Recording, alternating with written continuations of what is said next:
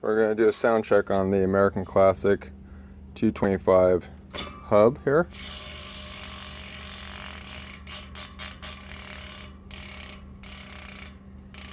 So you can hear it's not terribly loud.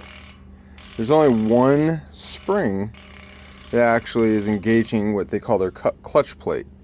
And that clutch plate, when rotating it in the drive direction, you can kind of hear that, it at that point engages a whole bunch of pawls. But when that clutch plate is being disengaged by that single spring, all those pawls open up.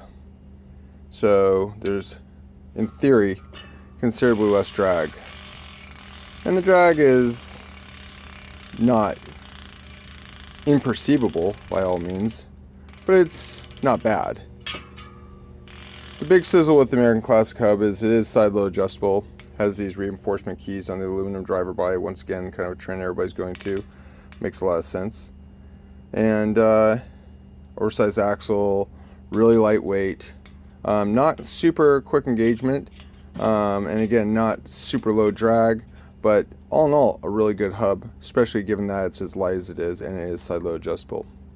Anyways, that's the American Classic 225 hub.